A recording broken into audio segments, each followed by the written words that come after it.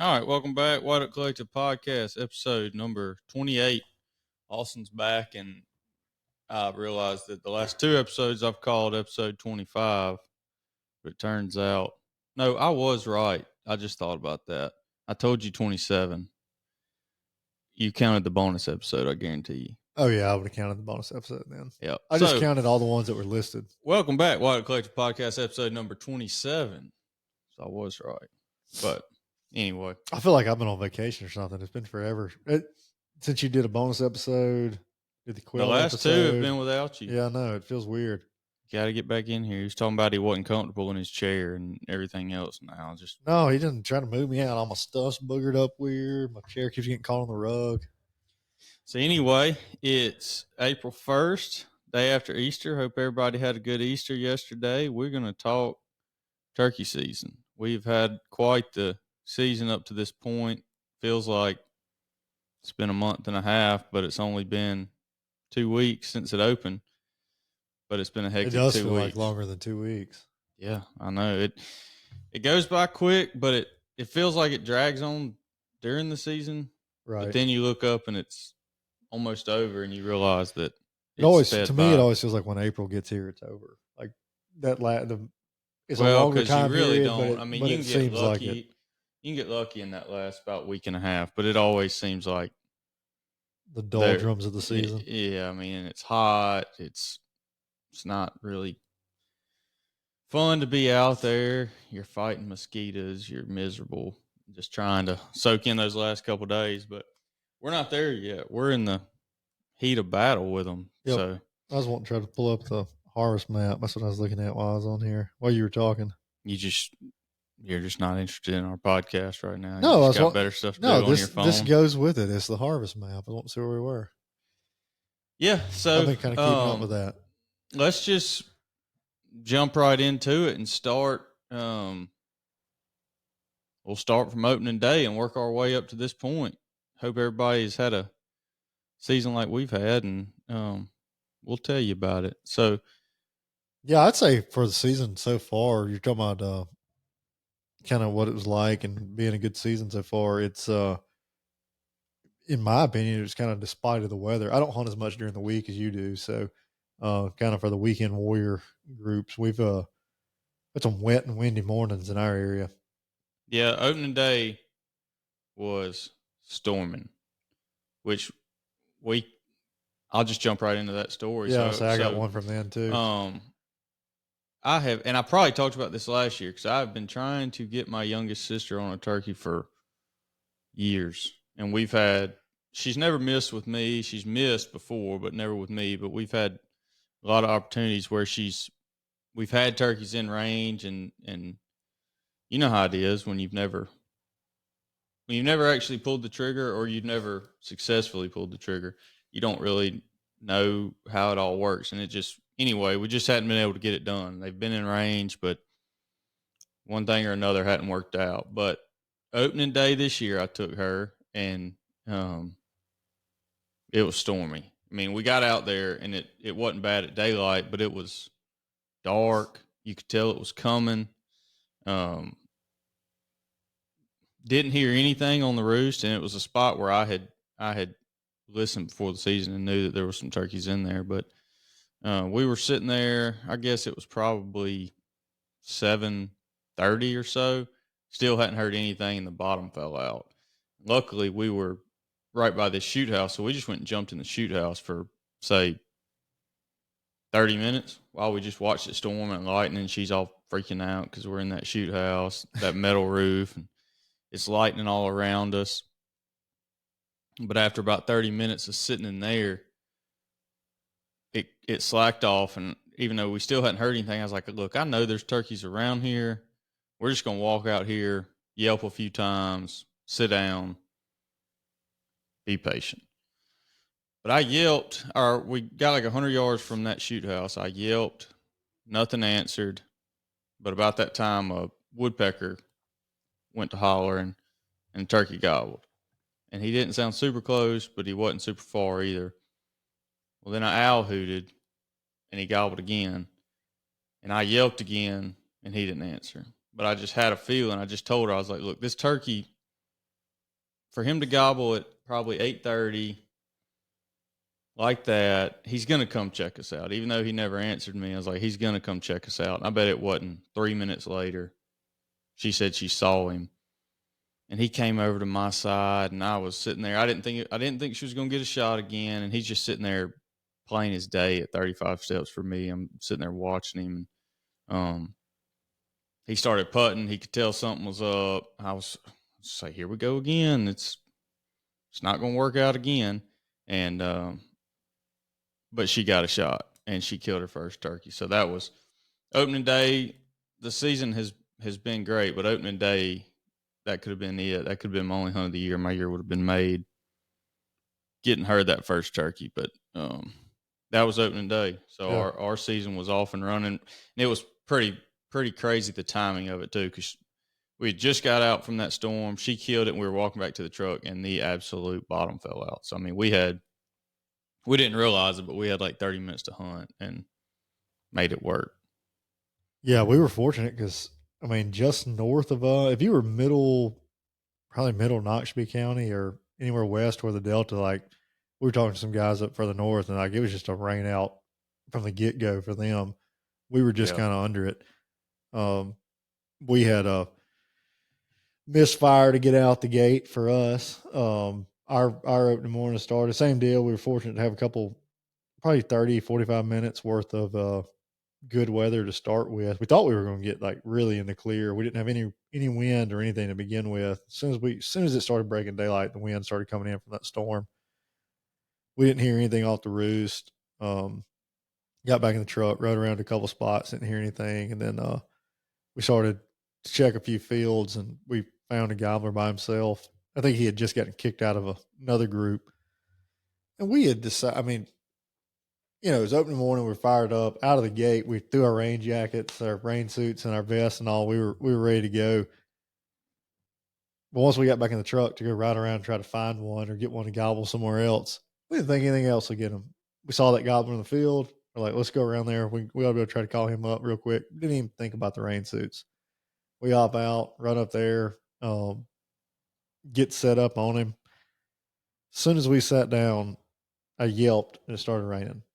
And I looked at Barrett and I was like, man, that turkey's about to go get in the pine trees, get out of this field. Because it's just raining harder and harder and harder at this point. Like just sheets of rain. Well, as soon as I said it, I look at him, I turn back straight. Here he comes. Just like trotting in, coming up the hill to us. Well, he gets out there. He was 85 yards. I started carrying a rangefinder after like 2 years ago. I wear one of them binocular harness. So I range him. He's at 85 yards, and it's just like couldn't rain any harder at this point. He just standing out there looking for like a solid 2 minutes, never moves. I call a few more times. He's just still standing there. And by this point, you start hearing lightning around, thunder's rolling. And I looked at Bear's like, we got to get out of here. Because we're on top of a hill. It's open to our left. We're kind of in the last little group of trees. Like, man, we got to get out of here. He's like, turkey's at 85 yards. We're not leaving him. I call one more time, and he breaks and starts coming toward us. So I think that time he broke and started kind of working to our right, which I thought Barrett was going to get the shot. It was working around his way.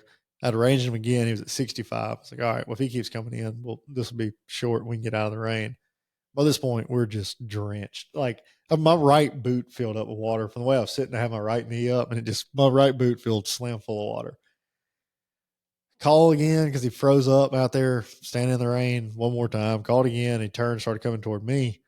And at this point, when I hit him, it was 45 yards. And I said, well, I'm going to kill him as soon as he comes through. He was coming through a dip. I completely lost sight of him. When he came through that dip, it's like, I'm going to kill him as soon as he pops up so we can get out of this weather. He pops up. I cut at him. He sticks his head up. I shoot. He flies away. Before I shot, that was the thing I left out. Before I shot, I had to take my hand and wipe my gun barrel off because there was so much just rain built up, like so many water droplets on it. I couldn't see that. I had to wipe it off before I could shoot. And what happened was when he came through that dip, I'd already made up my mind. I'm killing him when he comes out of the dip. And it was raining so hard, it was kind of hard to see that.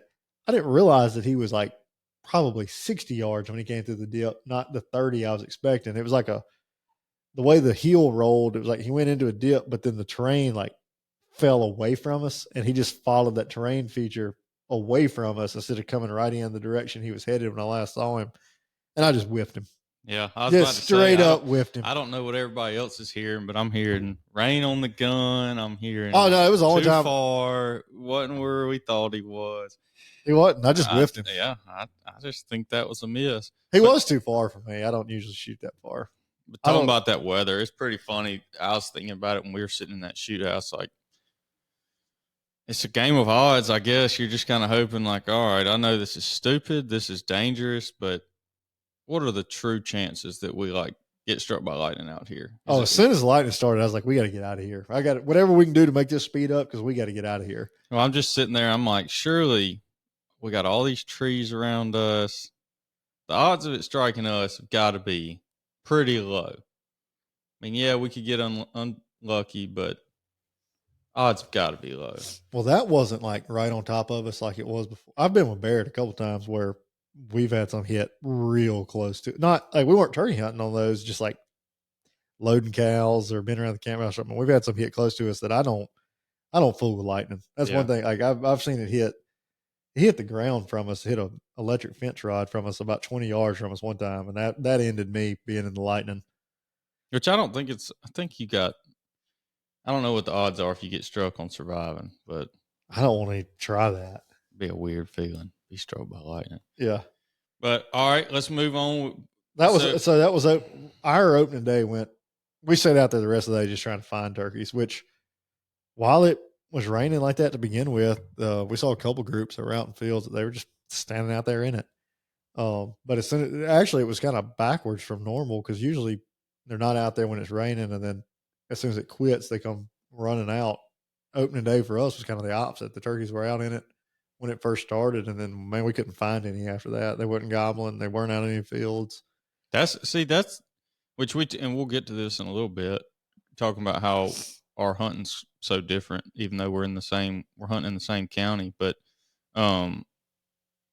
that's kind of what I usually see is when it goes to raining, the turkeys that I'm hunting are going to fields because I'm assuming, I've always been told and thought it's because when it's raining, they can't hear as good. Uh-huh. So they're getting out there, where they could see something coming in a field. But, well, this, like, ours do the same thing if it's like lightly raining. Yeah. But this was raining in sheets. Usually you don't see anything out when it's raining that bad. Just go trying to get covered up somewhere. Yeah. We did have 2 killed that morning in camp. So at least somebody got one, but that made our day like more frustrating as we were trying to run around because we knew they were back at the camp, had breakfast, all that. They had 2 down, and we had a miss under our belt, so that didn't set well. So that was our day 1. We can't go because I'm thinking about the rest of my day, opening day, because it was Friday of opening day, so none of our turkey hunting friends were working anyway. It was raining, there wasn't much to do, so we had us a good time Friday afternoon. But we can't let opening day go by without saying that Country Jamie killed his first turkey by himself. All by himself, yeah. On opening day. It took him a lynch box call out there, and I wish you could have seen the gun he had, because he didn't have he shoots Benelli, but he didn't have a full choke for it. So the only shotgun that his dad had at his house with a full choke was a over under. I think it said Quail Forever on the side. I think it had come from a Quail Forever banquet. Yeah. But it was an over under with a full choke in it. And that's what he took. He took that and a lynch box call out there and killed him his first turkey by himself. Called it up. That's pretty old school, killing your first turkey with a box call and over and under. I know. He's going back in the day, back to the 60s. But he killed that turkey, so we were fired up for him. I was fired up for my sister. We went and hung out on his porch and had us a heck of a day on Friday afternoon. But well, we didn't. We decided we didn't have a change of clothes. We basically wore our clothes dry over the course of the day. Couldn't find anything else we couldn't even scare a turkey the rest of the day. It was a miserable rest of the day. What? Oh yeah, day 2. Day 2 is embarrassing for me to even talk about. I'm trying to keep all these stories in line. But day 2, I had a buddy that was going to go with me. I was going to be on the gun. We went to my place. He was videoing, trying to take this camera more often, and he was going to video me. We didn't hear anything at daylight, but probably like 9 o'clock in the morning, we get on this gobbling turkey, and he's gobbling good. Well, we I think he had some hens with him, or I thought at least. But we made a couple different setups on him. Couldn't ever do anything. Finally, getting this one spot where we know he should be, but I yelp a little bit, don't hear anything. Wait a little while, yelp a little bit, don't hear anything. Well, I'm just like, all right, game's over. It's been like 35 minutes. We hadn't heard anything. Thought he had hens, so I'm thinking, all right, he took those hens with him. He's gone. Well, I'm sitting there looking at Onyx on my phone, and all of a sudden I just hear, put. Look up. There's a gobbler standing there at 30 steps, just plain as could be. My gun sitting down to my right, not even on my leg. So he saw us, and he took off, and that was my first. And this whole time, too, this whole season, I've been telling my sisters, like I've been just preaching to be patient. And there I am thinking it's over and letting a freaking turkey see me. Yeah. So, but we moved off from him same day, went over to this other spot. I was like, we're just going to sit here and call a little bit and listen, see what happens. If not, we'll call it a day. We get on another turkey gobbling, and this one's coming in drumming. I mean, I can hear him. I'm ready for him. And he's in this one little spot, and I could have shot him, but I'd had to know, like, all right, I'm going to shoot him here. I'd have had to already have my mind made up. I thought he was going to come to this next spot, but we didn't have any cover behind us. It was a bad setup. It was my fault on the setup, but we didn't really have anywhere else to go because there was a clear cut right behind us. So we didn't really have anywhere else to set up, but he freaking saw me too. So 2 gobblers one day, get seen both times. We called it a day after that. I was fed up with them. But you had some luck. No, second day. Second day was miserable too. So second day, but there is a good part about the second day, just not for our truck. Me and my dad and brother started out, and we did find some turkeys that first day. We found some turkeys right before fly up, and they were right on the property line. We knew they were going to be roosted somewhere right there along the property line. We didn't know if they would stay on the neighbors or if they would come closer to our side. And so we started off going to listen for them Saturday morning, and we heard another turkey start gobbling kind of deeper on us. So like those turkeys gobbled a time or two on the limb, but there was another one kind of gobbling deeper on us. So we decided we would try to split the 2 groups. We knew those were on the property line. Most likely they were going to drift the other way toward a power line. So we're like, let's just kind of split the 2 groups, see if we can get in between them. And I think we boogered the other one. We were in a big pine plantation, and you know how it is opening weekend. Like you could probably see 1,000 yards if you were in a tree. And I think he shut up. I don't know that he saw us, but he kind of shut up. So we walked back out, and by the time we made it back to the truck, those other ones were still gobbling a little bit, but they were kind of fading away from us like we were expecting for them to go across toward that power line. And whenever we got to the truck, we heard the neighbors double on them. So that was like at 7:30 that morning. In. So nothing from never even got set up to make a call that morning. Spent the rest of the day. We decided we weren't going back until we found something or killed something. So I heard kind of some sporadic gobbles the rest of the morning. If I remember right, I think it was real windy to begin with, and the wind kind of died down, and we'd get a gobble about every 45 minutes or so. So they wouldn't answer anything. Just randomly you'd hear a gobble. At lunch, my cousin Reed, this was the cool story, I guess, from it. He had came up, he lives in Hattiesburg now, and he came up to hunt, and he killed his first turkey with my granddad when he was like 9. He killed a Jake. Then he hunted some with us after that. Never really a whole lot after that through high school, college, all that kind of stuff. He'd come stay with us, but just going never really was that big of a deal. And so he killed his first longbeard 2 years ago. Killed his second one this year out of the same box of shells that he killed his first one with. So it's like a box of like Federal Premium 12 gauge 2 3/4 inch 6-shot. That it's that same blue and gold box that he bought in 90 whatever whenever he killed his first turkey. So it's cool that he has killed all three of those turkeys out of the same box of shells. He's gonna be running out of that box soon. And it was the original ones. Yeah. So they killed him. They killed two right around lunch that day. So that even added to the weight of our truck. We knew, and about they weren't. They were running some errands and getting some food and stuff like that. But in our heads, we thought they were still hanging out at the camp house, all that kind of stuff. So we did finally find some that afternoon. That ended up being our Sunday hunt, but they kind of the same deal. They gobbled sporadically, like every 45 minutes or something. They would gobble, but it was more. They wouldn't answer us. It was just kind of like hey, we're over here with hens. If you want to join us, we're over here. Yeah. Or they would move 50 yards and they'd gobble whenever they moved down there. Like, hey, we moved. Come down this way. Mm-hmm. But that was kind of the extent of that day. So when we got back Sunday afternoon, we were deep in depression. We decided we weren't wearing anything that we had wore the day before. We're also giving us some new hats. We threw them away, dropped the tree stand, had to go on to the green leaf, like changed up everything we had in the truck because we needed some better luck going into Sunday. Well, did it work? Yes, sir.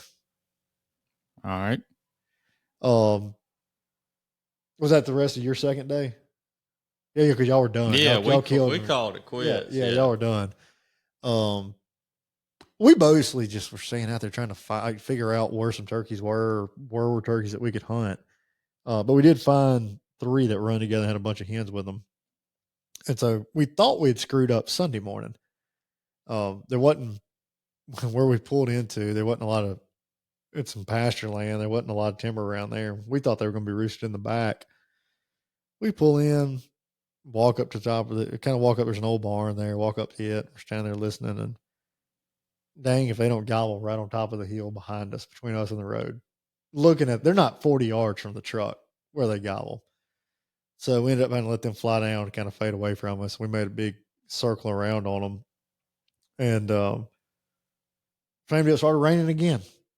It wasn't. I don't remember if it was supposed to rain that morning or not. There's some like scatter chance or something, but it started raining on us whenever we got around there to the side that they were kind of headed to. Called a few times. They answered good, acted like they might come, and bottom fell out. And that put a stop on them. We saw them go up in the woods on the other side of the pasture. And as soon as it quit, I think I called one time after. I think it rained for like 5 minutes, and as soon as it quit, man, they came running out of the woods. One of them blew up in strut, and they just marched a beeline straight to us. I guess they were wanting to come to us whenever the rain started. And for some reason, that rain pushed them back up in the woods. And as soon as it cleared, here they came. Did y'all kill one of those or 2 of those? Oh, we killed 2 of those. That's what I thought. There was 3 of them. Usually, we don't try to double a whole lot because we don't have a ton of turkeys. But the way our start had been, I was wearing a miss. Baird hadn't shot yet, and we hadn't found a turkey. There was 3 of them, so we're like, well, it was time. We'll leave one. Yeah. So I'm getting my dates confused, and I'm not going to sit here and talk about unsuccessful mornings. I don't want to just recap the entire season and bore everybody, but the first turkey I killed this year was the 21st. I believe it was the 21st, but that's the one that I had got close on him a couple of days before and couldn't get it done. Had him in range, but it was just too thick for a shot. But get back down to where the area he's in to listen this morning, and there's freaking dogs running around barking, carrying on. Like, oh, this is just great. So I tried to just sit there for a little while and not do anything, let those dogs work their way off, and they did. And on up in the morning just a little bit, I went to basically right where I got on him the couple days before, because I knew it was past fly down time. I wasn't really risking walking up under him, so I go sit down on this tree and I yelp, nothing. Yelp again after a little bit. And I thought I heard one yelp back to me. I was like, huh. So I'm listening real close. I yelp again. Well, then I'm sure it's a yelp back. So I go to start putting on my face mask. Well, about that time, here he comes, just flying. He flies up in a tree 50 yards from me. I don't have my face mask up. I got my hands on my freaking face, covering my face. I have to sit there like that for like, and I confirm when he's flying up there, I see the beard. I know it's him. He's just sitting there looking around.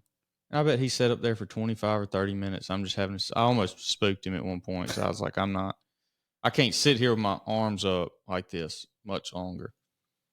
Well, finally, after like 30 minutes, he flies down towards this green field. I cut up on my mouth call for a little while, trying to think maybe he flew down, didn't see me. And if I yelp, he'll be like, oh, how'd I miss her and come back?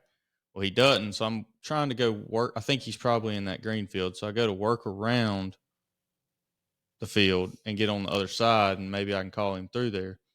Well, I just happen to glance out in the woods and I see him. Okay. Don't yelp or anything. I just kind of bend down because I'm thinking surely if I saw him, he saw me. Yeah. Well, I look close and he looks like he's easing my way. I hadn't yelped or anything. So I'm just still sitting in the middle of this road. Well, then I'm sure, like, yeah, this turkey is walking my direction. I think he saw, because I wasn't far from where I had been yelping that morning. I think he saw a flash of something and just, I guess, thought. Either he thought there was a hen over there and that's what the movement was, or it was just pure luck. And it might have been just pure luck, but It could have heard you, not seen you. yeah. Yeah. I mean, something along those lines, or like I say, could just be pure luck. But that turkey he walked up to 20 steps of me. I mean, he was in the woods, I was in the road, but there was some thick stuff between us. So he, couldn't get a good view. Finally, at 20 steps, he picked his head up and knew something wasn't right. But at that point, it was too late. Killed him. That was just a weird hunt because he didn't gobble one time. Had to deal with him in the tree. Then had him walk right up to me without me yelping or anything. That was a weird hunt, but that got me my first one of the year under my belt. And it was during that first week following the opening weekend, right? It was the 21st, I believe. So 6 days after the opener. Yeah. So whenever that was, but it was overdue because I had let the two see me. I had one in range that was this turkey, I believe, was in range, but it was too thick to shoot. And then I think I had one other one. I don't know. I can't remember, but I think I had one other one in range that I couldn't shoot for some reason that week. But killed him and then wasn't planning on it. I'll just go ahead and knock this one out. I wasn't planning on killing my second one the next day, but had probably one of my best mornings I've ever had in the turkey woods the next day. So my other sister, who's killed turkeys on her own. I mean, she's a good turkey hunter. But she hadn't killed anything yet this year, so I went with her because I didn't want to kill my second turkey. Called for her. We called two up, and they gobbled. And just to, I guess to explain this a little bit, where we're giving some information and not just telling stories. But so she's set up. I'm set up probably 5 yards behind her. Well, the turkeys are way off. And when I say way off, I mean way off. Like can't even hardly hear them. But we're playing a property line, so we can't go any closer to them. I mean, we're already pretty close to the edge. But I walk as close as I possibly can. I walk all the way up to the edge and just cut up like crazy for a minute on that call and then walk back to my spot and call again. Well, at that point, I could tell they were coming to us. Okay, here they come. Well, they get up there and it's two of them and they are absolutely gobbling their heads off. I can't see because this little roll in the hill, but I'm like, how are we not killing these turkeys already? she's not very good with distance. She likes to shoot turkeys at like 15 steps, but to her, she thinks 15 steps is like 30 steps. Yeah. So the turkeys, it turns out they're at like 35 steps for 20 minutes, and she's not pulling the trigger. Well, they walk off. I can hear them walking off, but I can't see them, obviously. So I get up, and I mean, everybody talks about this when you got two people, but it works. I get up and go back like 100 yards. Yeah. Like I was there, and I'm just leaving. And I'm yelping the whole way as I'm walking off. And I get back there, and I start cutting up pretty good, and I can tell here they come back. They come to the exact same spot and start gobbling just as much as they were the first. They never really stopped gobbling. Even when they were walking off, they were gobbling like crazy. Well, they're still not getting shot. I'm like, what in the hell is going on? I don't think you've told me this part of the story. Yeah, so I'm walking up. I'm walking back up to her because I'm about to be like, all right, I cannot gobble. You heard me. I can't gobble good on a mouth call, but I was like, I'm about to try to gobble because if she can't kill them there, then I guess I'm gonna have to call them into this road, and they're not. It's been 45 minutes at this point. I'm like, obviously they're not coming any further than where they are right there. But as I'm walking back up to her, she shoots. Pretty crazy too when she shot. So she shoots this 12 gauge that was originally my gun, and I won't even shoot it because of how bad it kicks. It's got a pistol grip on the back, and there's just no weight back there, so it kicks like a mule. Well, is it a Mossberg by any chance? It's a Remington 870. Okay. So we have one. We won at a turkey banquet or something, and you can't even shoot it. It's got like the AR style stock on the back with the pistol grip, and it's got like a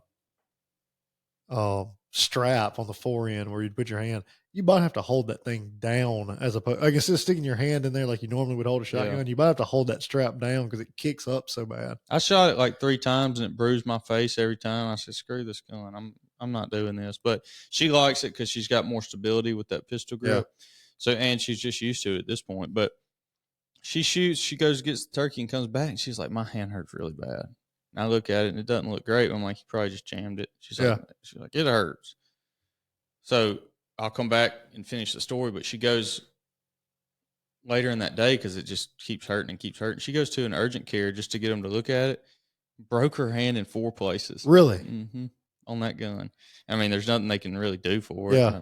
I think they put a little partial cast thing on it, but she took that off. No, you hadn't told me that part. Yeah. I was like, you probably just jammed your hand. It's fine. I mean, it'll get better. Put some ice on it, but no, broke it in 4 places. Yeah, I think I'd get a different gun, but yeah, for sure. No, I didn't know that part. You hadn't told me that. Yeah. So getting back to the story though, she kills that turkey. And that's at the place we call Enendale. Well, there's another place across the road or across the highway, and the first ever morel mushroom I had found in Mississippi, I had found a few days before on that place across the highway. So I told her, I said, let's just go over there, look and see if we can find some more mushrooms. I'll yelp. If something happens, I'll decide then what I want to do. Well, of course, we get out of the truck and walk in the woods 15 yards and yelp, and we can hear a turkey gobble. And he is forever away, but we go down, we try to find him. He would gobble once every probably like 15 minutes. And we're sitting there on this log for a while, and she had already killed the turkey. The day was already made. I was like, I was about to be like, all right, let's just go. Well, as soon as I had said we're about to leave, we heard a hen yelp. I thought, okay, well, the odds of that gobbler being with that hen are pretty high from where we heard his gobble. Well, and I was telling you this hunt makes me, if I get one more phone call, that's my 6th one since we've been recording. But, so this hunt made me think that turkeys can control how loud their gobble is. Cause that hen yelped and they're probably at 100. Well, he gobbles and he sounds like he's 250 yards away. And I'm like, surely he's with that hen. But he sounded so much further. Well, that hen keeps getting closer and closer. and I could hear, and then I could hear him drumming. I was like, well, yeah, he's with her. They're right there, but I don't see either one of them because there's a big dead log in front of us. Well, about 5 minutes go by. I'm like, I know he's got to be right behind that log. Well, then I see his fan. He goes up in a strut, and I see just his fan come up over that log. Then I see his head sticking up, looking around. Well, they ended up coming. We needed them to come to the right, or we were planning on coming to the right. Well, of course, they come to the left. It ended up being kind of a crazy little shot, but made that happen. So 9 o'clock, we're heading home. 2 turkeys, 2 different spots. First time I'd ever. I think I've done that. I don't know. May not have ever done that in a Having day, gone to two two from different two different spots spots. like that, and especially that early. Yeah.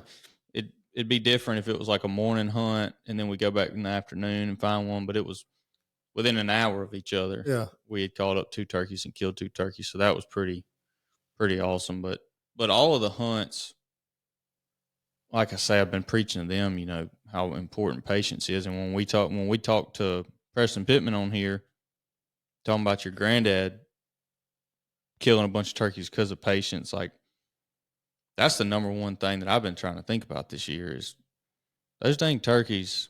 If they answer you, at some point they're most likely going to come check on you. At least in the vicinity, they're Yeah, gonna come. yeah. I mean, and I'm not talking about if they gobble just kind of a shot gobble hundreds of yards away, but if you've got one legitimately answer you, and But he's he's in somewhat in the bubble, yeah, and he's hung up like got some he's hens with him, occupied. or Yeah. yeah, he's just not. He knows you're there. He's acknowledging that you're there, and he knows you're there, but he's not coming right away. He's gonna come eventually.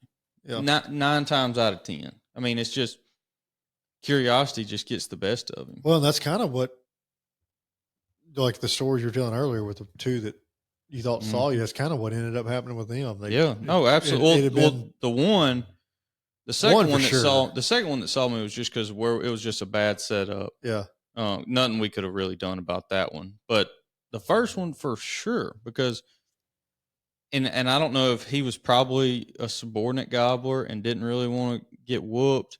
He come in. That's why he came in silent and just kind of. I mean, he wasn't. Usually if they'll come in strutting, you can at least hear him spitting and drumming. But he just walked right in there, 100%. If I'd have just been patient and just waited, which I was trying to be patient and wait on him to gobble again, but he didn't. He slipped in there quiet and caught me on my phone.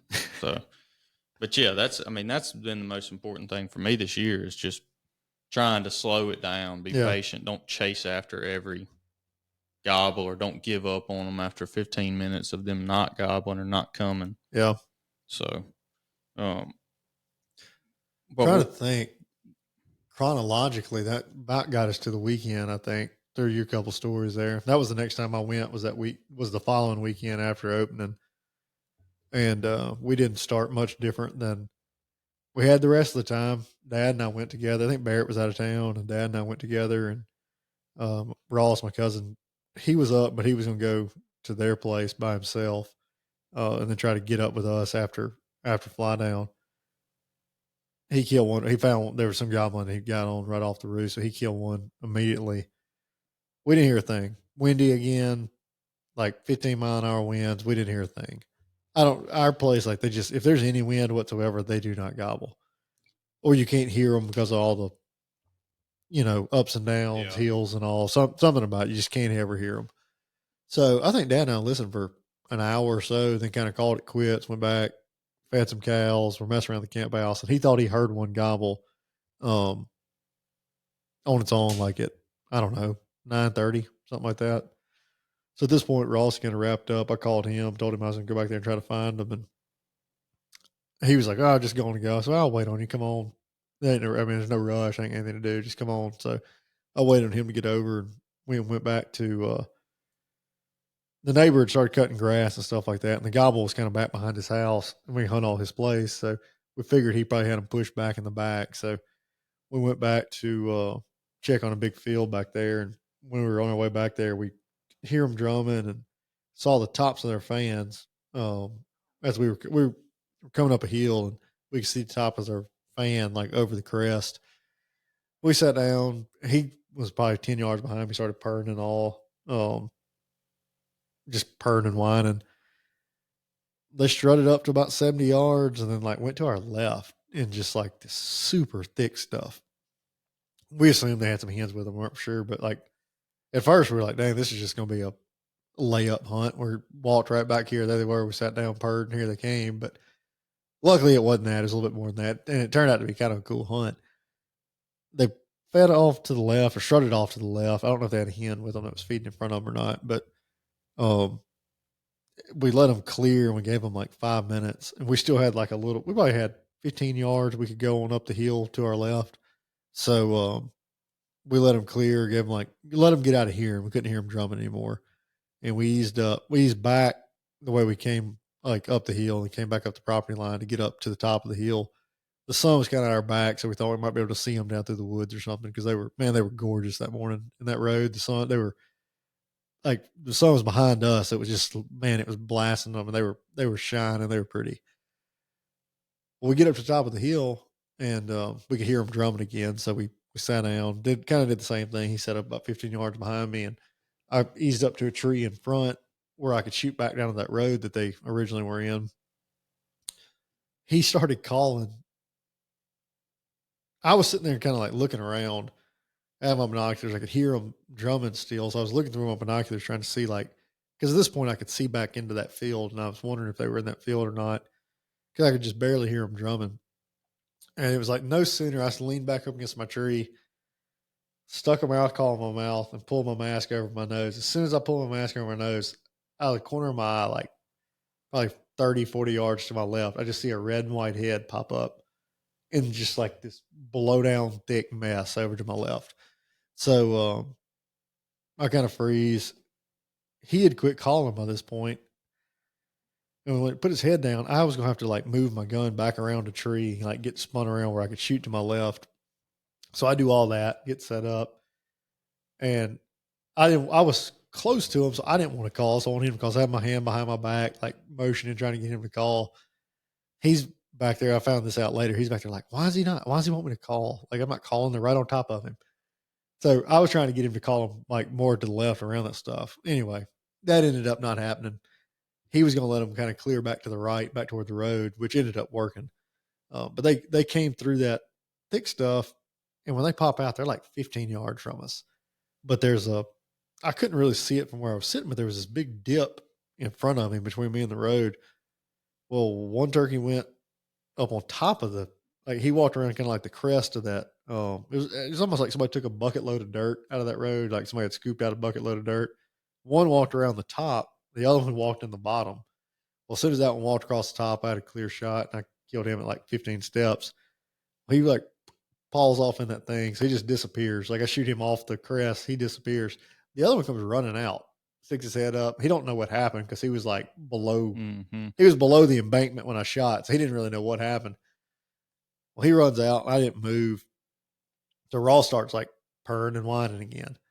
Well, that's something. He's 15 yards. He turns and runs to about 3 steps from me and gobbles. That's the closest I've ever had a turkey gobble. I mean, he was facing me, running toward me, and gobbled at 3 steps. He ended up running like just to my right, ran up by Ross, looking around trying to figure out what was going on. He ended up clearing out behind us through a cutover, still looking, trying to figure out what was happening. But that was the closest I've ever had a turkey gobble. That's the turkey with no beard, right? Yeah, so that's what I was going to say. I got a really good look at him. We still don't. We've looked at pictures, and I'm not certain. Oh, I know it is. I saw like, gotta be him. This turkey has no beard at all. Not. Yeah, it doesn't look like there's beard or not. Like it doesn't look like a Jake that's got just a little bit stuck out. Like there's literally nothing there. Beard. No beard there. Well, I saw him at 3 steps. So I watched him strutting and gobbling. He has a full fan. When he came by gobbling, like I could see his, like the bars on his wings. I know he had full bars. And I know he had a spur on his right side, which is something we were talking about in that picture. I think his right leg has a spur. I don't know about his left leg. Yeah. He's a little, I don't know. Something's going on. He's missing something. He's missing something. He's missing a lot of stuff. Maybe a spur and a beard. Yeah, he wasn't born just right, but he's a fighter. He's out there still surviving. His buddy's not. So, yep. So that he's was a fighter. But yeah, so I'm gonna. That was kind of it. That was all I had been hunting until I ended up going with you later in that week. Yeah, that's why I said I was gonna say I'm gonna skip ahead to that. I caught up another turkey for a buddy that he was able to kill I don't know, probably a week ago now. Yeah. And that was another good hunt. But it was the day after I killed mine. So I remember that. So right there, we had a roll there for a while. But then me and you went, and somehow that was our first time to ever hunt together, wasn't it? First time turkey hunting. Yeah, that's what I thought. So, don't know how it's been this long or it took this long, but we went hunting together and should have killed one. I was on the gun. Austin was calling, and I had another one do basically exactly what they're supposed to do. Just came in a little bit far to the left for me to try to get a shot and think he saw me. And, well, no, he saw me. But he didn't leave all the way. He didn't see me good enough, I don't guess, or either Austin's call and had him fooled or something, because he was at 35 steps and he scooted out to what, 60? Yeah. And sat there and gobbled a little bit, but he sat there and strutted for another 25 minutes. Well, see, that whole time I couldn't see him. There was like a wall of trees that kind of separated it, and I couldn't see him. But the more I've thought about that hunt a lot, there was a lot of things we could have done a little bit different, and it would have ended in success. But the sun, the way he circled around, like he circled like due west of us. Instead of coming in, I thought he was going to come in from the north. That's where he was roosted. And he ended up circling like out to our west. So he was, by the time he got to there, like the sun had came up over, like the sun was shining under the trees behind us. So like it hadn't made it up where the canopy of the trees were blocking it yet, because it was like 7:15, I think. It was early. And he could have called a Glen off a gun barrel or that camera tripod or camera. I tried to cover the camera up with a extra mask I had in my bag, but the sun was directly behind us at that point, so it would have been easy for him to catch a reflection off something. Yeah. You never know. I mean, that's just what happens out there sometimes. I thought that it was a done deal. When he was answering like he was and coming, I thought it was a done deal. But oh yeah, I did too. I thought he was going to march right down that road to us instead of coming around to our left. Because there was no question he was coming. Every time, every time he gobbled, he was getting closer and closer and closer, and he heard him drumming, and he decided to veer out to the left. He did what turkeys do. Yep. But I'm gonna take my nephew there in the morning. So that's the last time I've hunted. Me too. But I'm gonna take my nephew up there to that spot in the morning and hopefully get him on that one. We'll see. But a bunch of people I've been talking to the last couple of days have been hunting, said they're starting to act different. Act, kind of like we're hitting that first little lull. Yeah. Which could be. I mean, there's always 2 goblin peaks, so we could be passing that first one and getting into a little lull. But we've had a very successful season, but I feel like I've been lulling the whole time. Well, I can't. I hadn't heard anything off a limb hardly. I've had some tough times, but the way my season's gone, I can't complain. No, I can't. Yeah, that's what I'm saying. It's been a great start. It's been a great season. But it's just kind of been weird the way the way it's worked out. It's been an oddly successful season. I mean, yeah, and I haven't heard just a ton of turkeys, I don't guess, but have had 1, 2, 3, 4, 5, 6, 7, 8, 9, 10. 10 gobblers within 40 yards of me this year. 5 have been killed.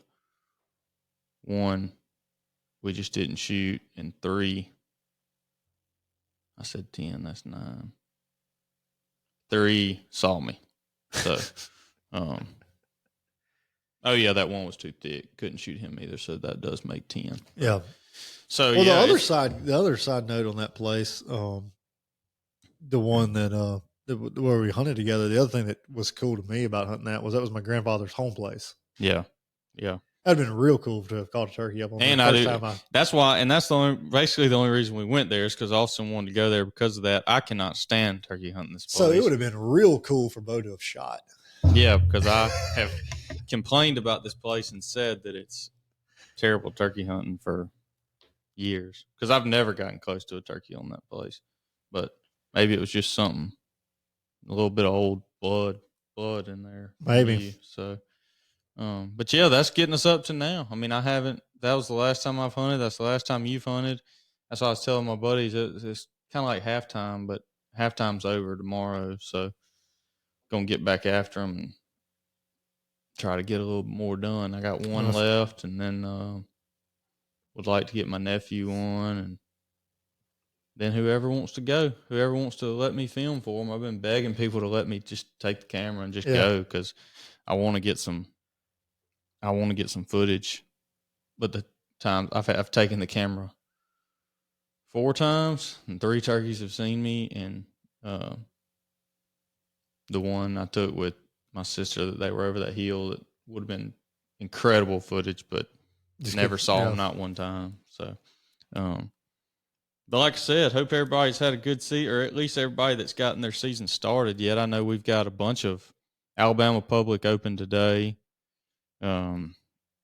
Georgia, I think, opens this coming weekend on public. So we got a lot of places that hadn't even opened yet. Mississippi opened so dang early. But the people that have gotten to hunt yet, hope you've had a season like we've had. And I was gonna say we got to put together a little bit of schedule on our recordings and when stuff are coming out because it's about that time to hit the road. You're gonna hit the road some, and we are too. So April is about to be hectic, but we'll find time to record and give you some updates and try to keep it interesting. We appreciate the new listeners. We've had a bunch of new listeners come on the last few and appreciate all that. And like I say, hope y'all have a good season. I guess we will see y'all. Austin, is that all you got? Yeah, I think so. Hand me that real quick. This? Yeah, for those that are still watching on video. Don't poach. We will catch you. $500 reward if you know anybody that's been shooting over the bag limit, baiting turkeys, or illegally killing a turkey in the state of Mississippi. Do you know anything about that? I've always seen that at I got that at the Kemper Turkey. I know we had one on our fence post for years and years and years. I think we still do. Oh, I've always seen it, but I don't know how that works or who that does. It's through the is it through the NWTF or is it through the Mississippi Wildlife Federation? Mm-hmm. We'll figure it out. Yeah. Somebody knows anything about that, tell us. We'll get you your money. I'll throw in an extra $100 if I hear about you turning somebody in and they actually get convicted of some of that. Well, that was the other thing I was going to bring up. Since you said that, I started off at looking at the total harvest reported. It looks like we've done a better job this year as a whole around the state and getting turkeys reported. Yeah. Report your dang turkeys. Yeah. It helps. Don't be an outlaw. It's not cool to be an outlaw. Yep. So definitely get turkeys reported on there. Just to know we've been kind of running blind forever. So it'd be nice to kind of know what our actual harvest looked like. Well, what you're going to want is to know what it was. That way they don't have to guess and say whether or not we didn't kill too many turkeys or killed too many turkeys. They cut the numbers back. You're going to be if you don't report, you're going to be whining when they cut the numbers back. Well, and you're not helping. And as far as the outlaws go, if you're an outlaw, everybody knows you're an outlaw. So nobody thinks because you killed 6 or 7 or 8 or 10 turkeys this year, nobody thinks you're a good turkey hunter. They know that you just do whatever you can to kill. It'd be much better if you could go out there and actually hunt them right. But I guess that's why outlaws are outlaws, because they're not actually good hunters and don't really know what they're doing. But anyway, we'll get off that. Any of you outlaws, call me. We'll talk. All right. Well, we'll see y'all in 2 weeks. Hopefully y'all will have some new stories to hear and maybe have some stories on your own. We will see you later.